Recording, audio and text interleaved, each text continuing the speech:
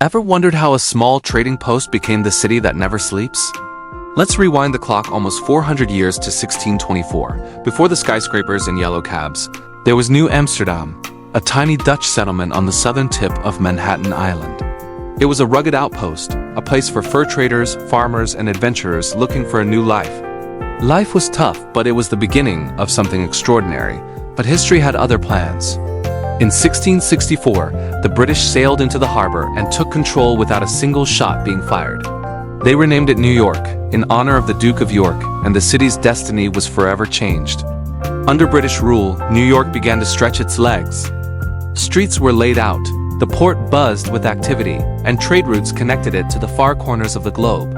It was no longer just an outpost. It was becoming a vital hub in the colonial world. Then came the people. Wave after wave of immigrants arrived, seeking opportunity and freedom. First the Irish, fleeing famine. Then Germans, Italians, Eastern Europeans, and so many others. Each group brought their own traditions, foods, and languages, weaving them into the fabric of the city. Little Italy, Chinatown, the Lower East Side. These neighborhoods weren't just places on a map. They were vibrant communities where new American identities were forged. This incredible mix of cultures is what gave New York its unique energy, its soul. As the city grew, so did its ambition. The 19th and 20th centuries saw New York explode in size and influence. Bridges stitched the boroughs together, subways tunneled beneath the streets, and iconic skyscrapers like the Empire State Building and the Chrysler Building reached for the heavens. At the heart of it all was Manhattan, which rose to become the undisputed financial capital of the world. Wall Street became a global symbol of power and wealth, its frantic energy driving markets and shaping economies across the planet. From a humble Dutch trading post to the global metropolis we know today, New York's journey is a testament to resilience, diversity, and relentless ambition. For 4 centuries, it has been a beacon for dreamers, a stage for innovation, and a city constantly reinventing itself.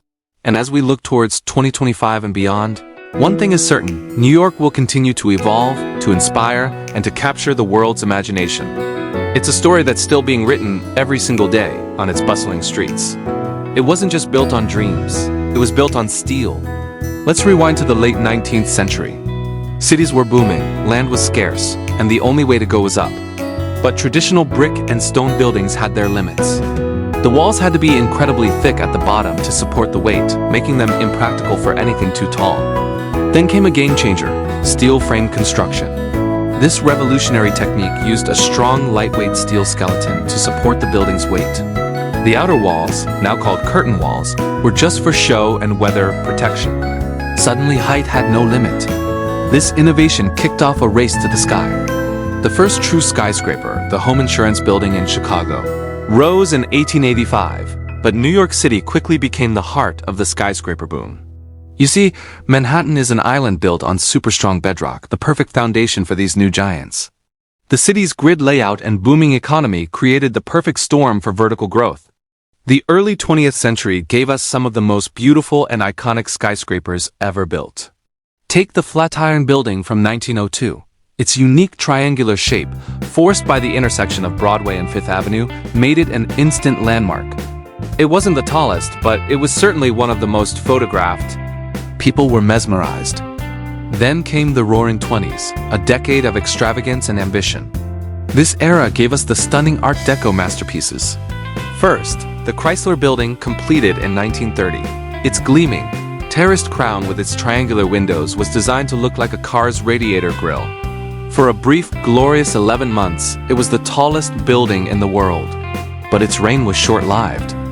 Just down the street, an even bigger behemoth was rising: the Empire State Building. Completed in 1931 in a record-breaking 13 months, it soared to 102 stories. It captured the world's imagination, becoming a symbol of American ambition and resilience, especially during the Great Depression. For nearly 40 years, it held the title of the world's tallest building. But have you ever noticed the unique wedding cake shape of many older New York skyscrapers? That's not just for style. It's the law. The 1916 zoning resolution was a landmark piece of legislation. People were worried that massive, straight-up buildings would cast permanent shadows, turning the streets into dark, sunless canyons. So the law required buildings to have setbacks. They had to get narrower as they got taller. This allowed sunlight to reach the streets below and accidentally created that iconic tiered New York City silhouette. The skyscraper race cooled off for a bit after World War II but came roaring back in the late 20th and early 21st centuries. Engineering and materials got even more advanced.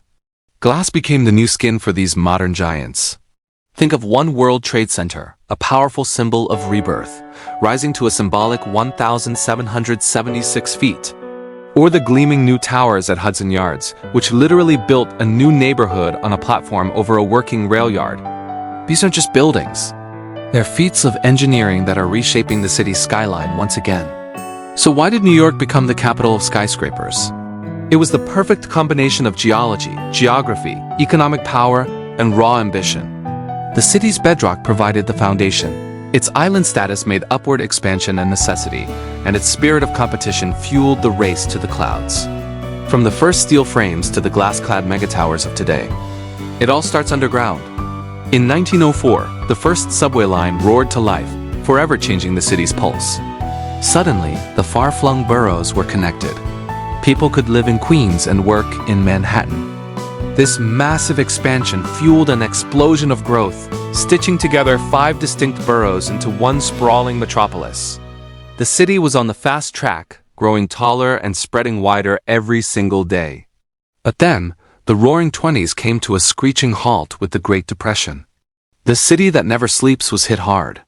Yet, even in despair, New Yorkers showed their resilience. This era gave rise to monumental public works projects. Think about the iconic Triborough Bridge, the Lincoln Tunnel, and vast public parks. These weren't just construction projects. They were symbols of hope, employing thousands and reshaping the city's very bones for generations to come.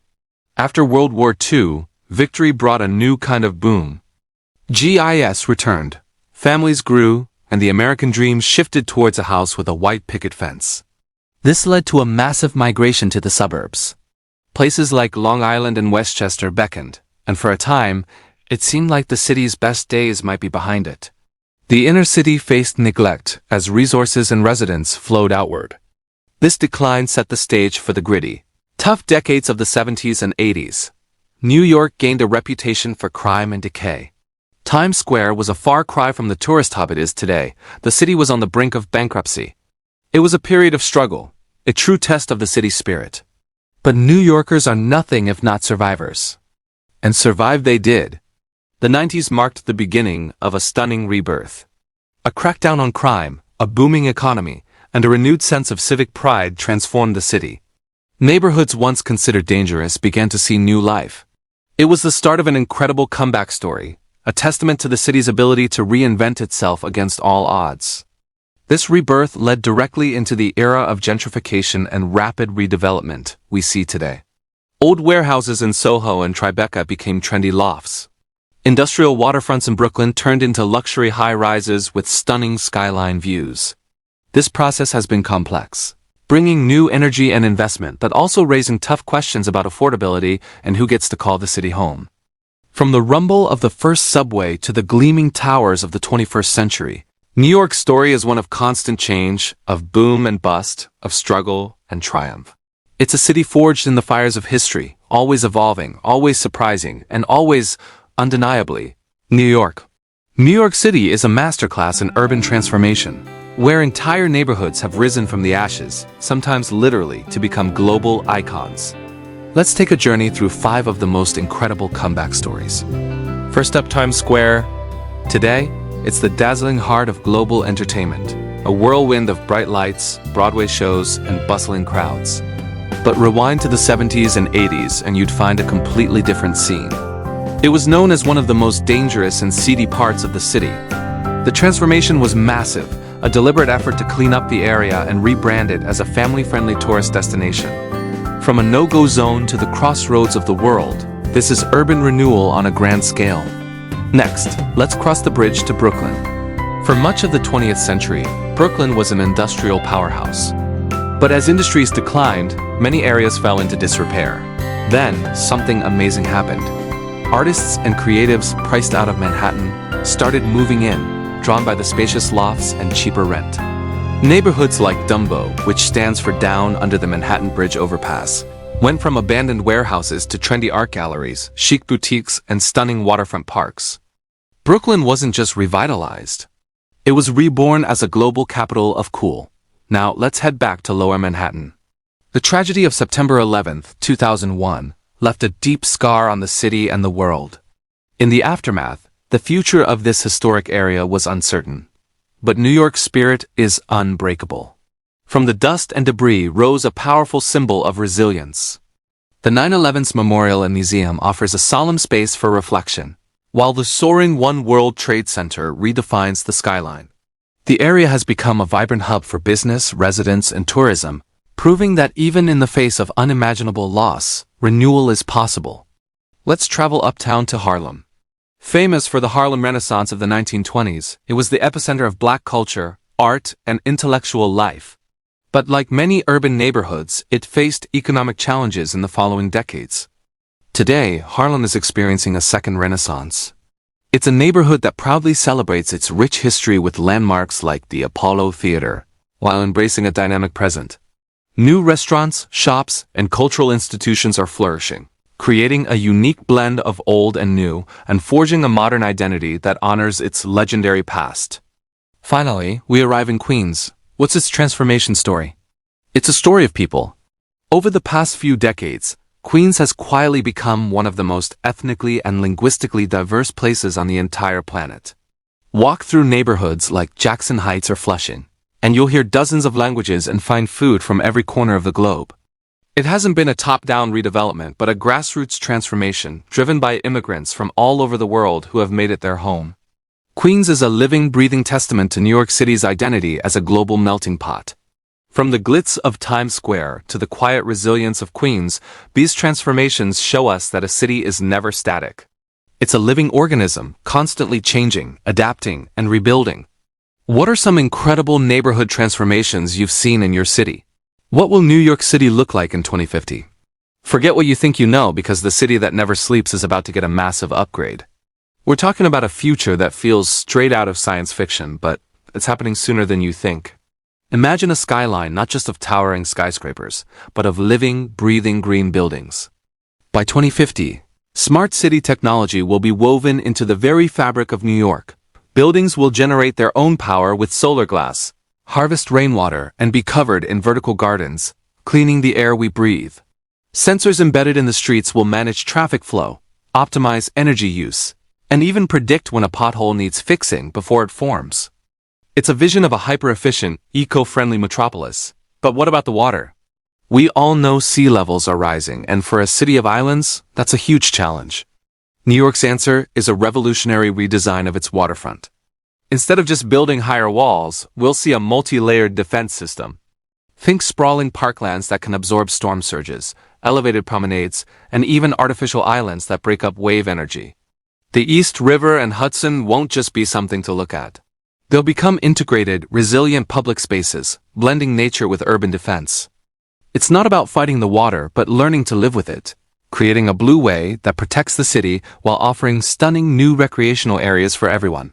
Now, let's talk about where people will live.